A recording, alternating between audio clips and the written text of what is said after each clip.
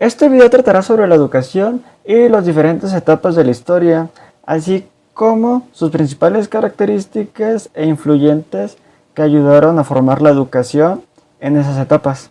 Para ver al final la evolución de la manera de educación, que es a lo que hoy conocemos como e-learning, que es la evolución de la educación a distancia, que gracias al internet es una de las maneras de educación que tenemos al día de hoy. Edad Antigua, 3000 a.C., 450 después de Cristo. Surge la aparición de la escritura y finaliza con la caída del Imperio Romano.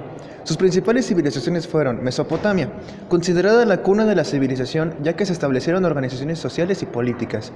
El Antiguo Egipto se organizó en las orillas del río Nilo. Su organización política era monárquica con una importante clase sacerdotal. Sus obras fueron las arquitecturas de las llamadas y conocidas las pirámides de Egipto. ¿Cómo se educaba en esta época? En primera, el primer varón de cada familia es el que se designaba a estudiar. Dígase de que ya estas personas, pues nada más, o sea, si eres el más grande de esta familia, pues podías ir a estudiar y a formar parte de un grupo o un salón de clases.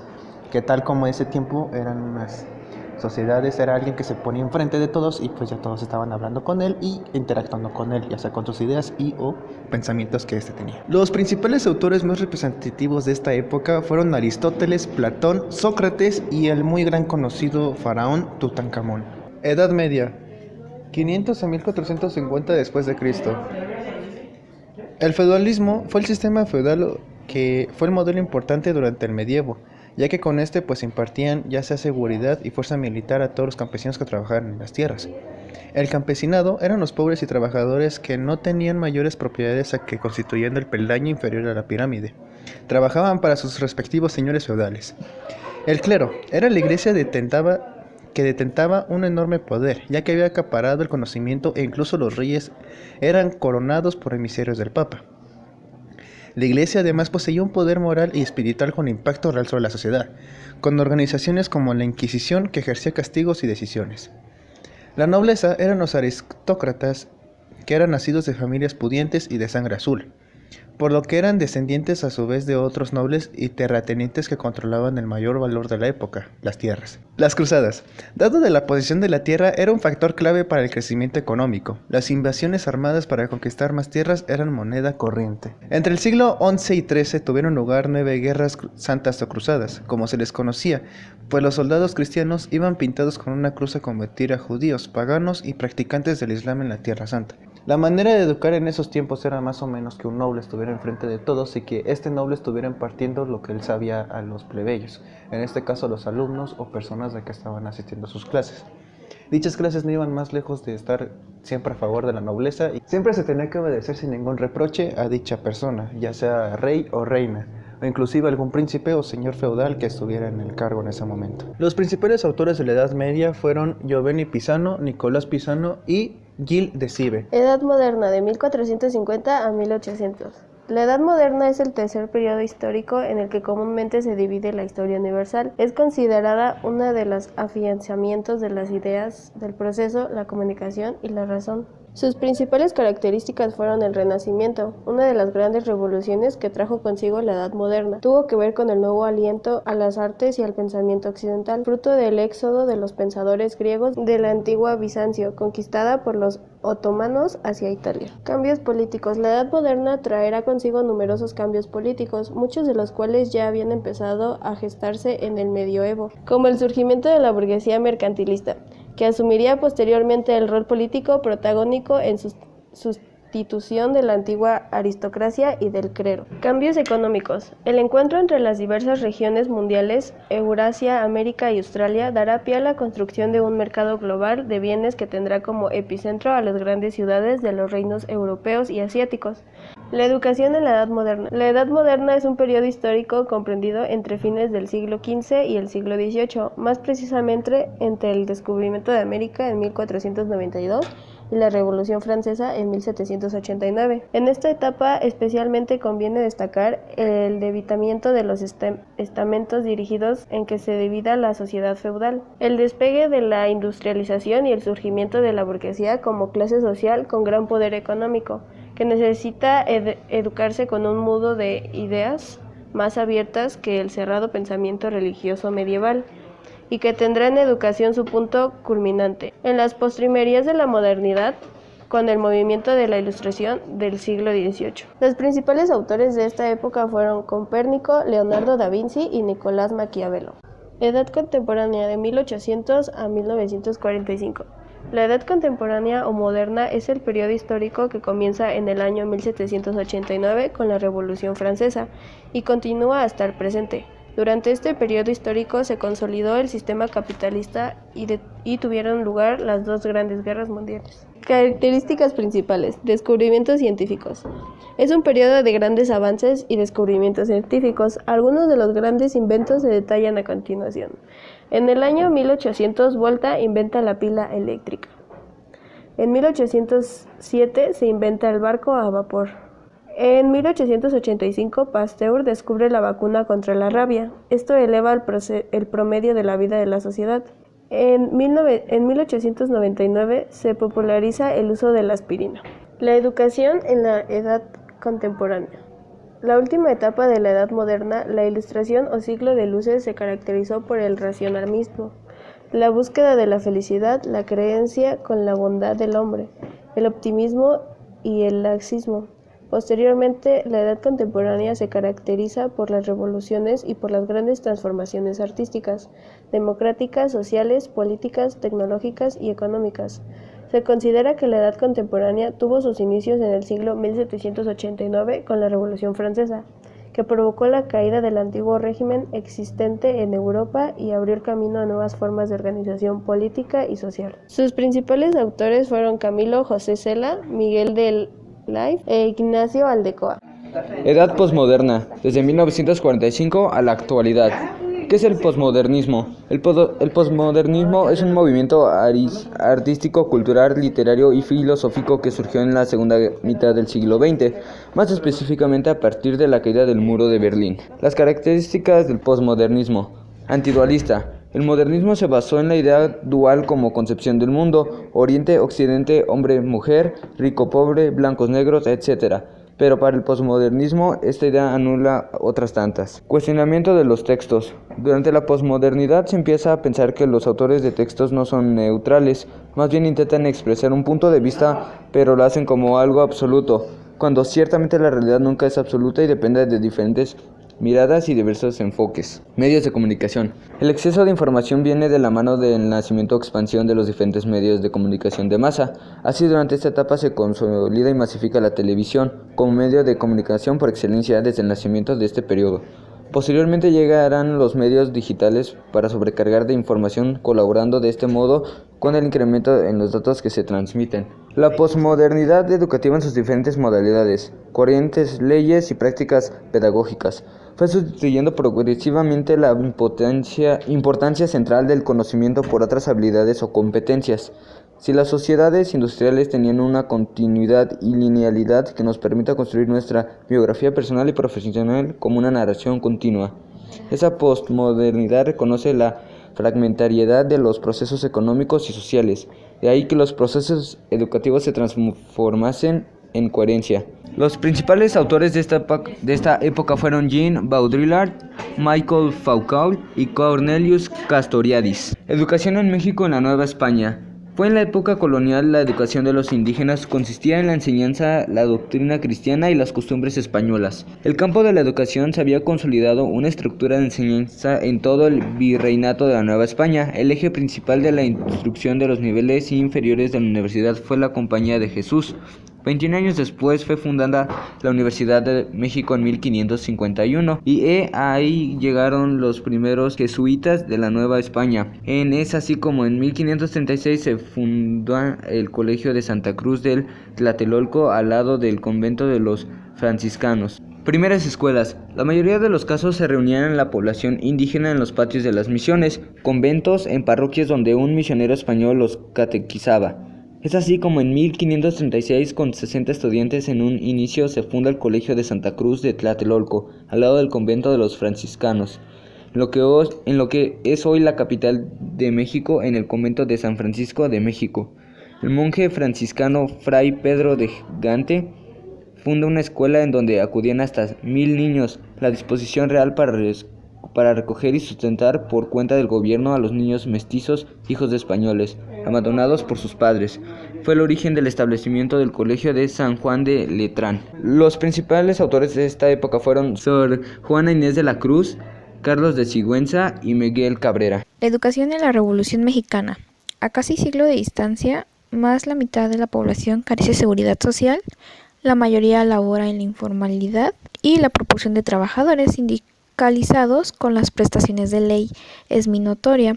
El derecho a la vivienda se acota en un pequeño crédito que se apega con altos intereses, e inclusive el derecho a la alimentación se encuentra vulnerado para millones de condición de pobreza extrema. En cambio, las cifras de los indicadores en educación mejoran cada año.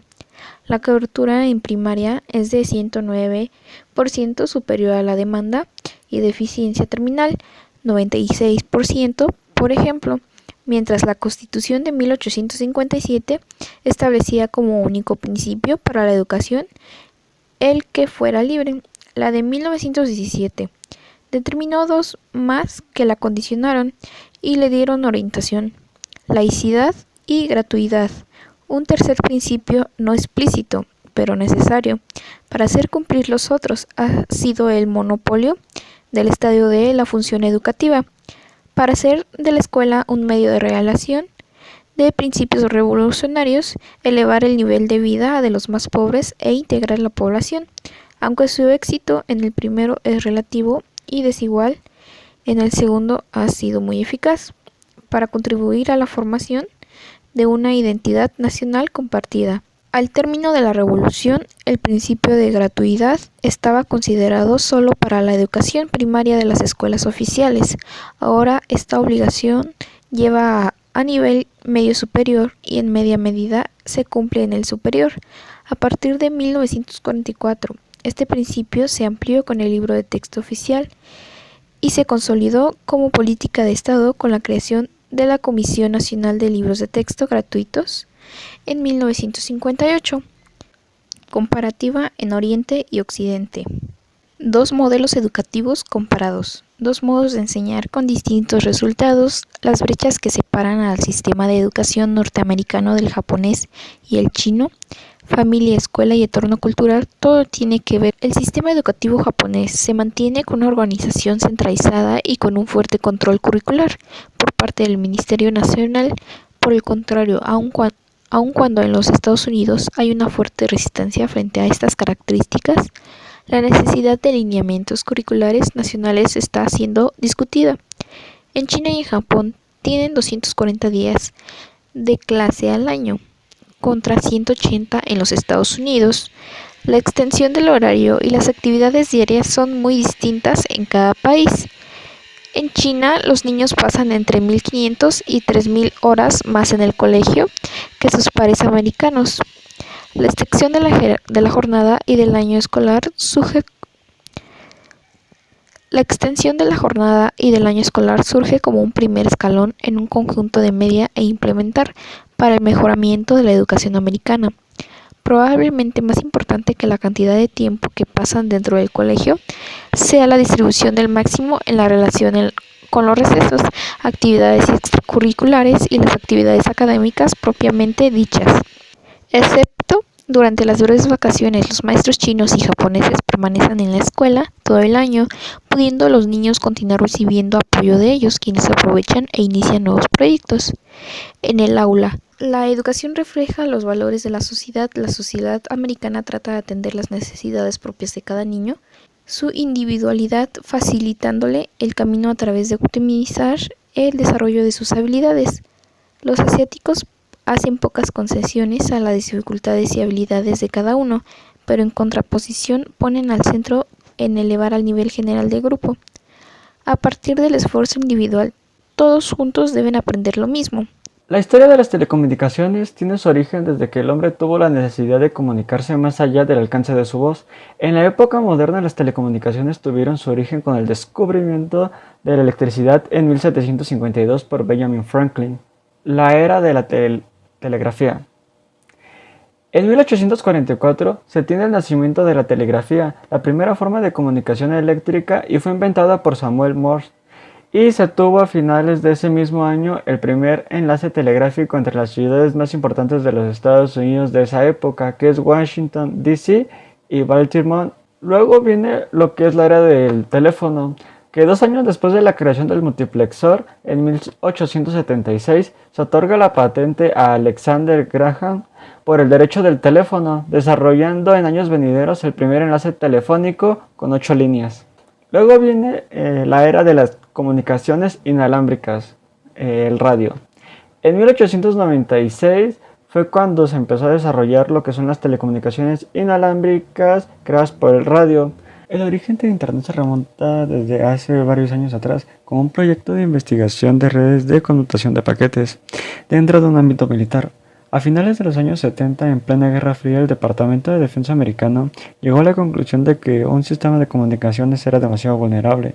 Estaba basado en las comunicaciones telefónicas y por lo tanto es una tecnología denominada de conmutación de circuitos, que establece enlaces únicos y un número limitado entre importantes nodos o centrales, con el consiguiente riesgo de quedar aislado parte del país en caso de un ataque militar sobre estas arterias de comunicación. Como alternativa, el citado Departamento de Defensa, a través de su agencia de proyectos de investigación avanzados, decidió estimular las redes de ordenadores mediante becas y ayudas de departamentos de informática de numerosas universidades y de algunas empresas privadas. Estas investigaciones condujo una red experimental de 4 nodos que arrancó en diciembre de 1969, que se denominó ARPANET. Durante los últimos años de los años 80, el Internet creció hasta incluir el potencial informático de las universidades y centros de investigación, lo que ha unido posteriormente a la incorporación de empresas privadas, organismos públicos y asociaciones de todo el mundo.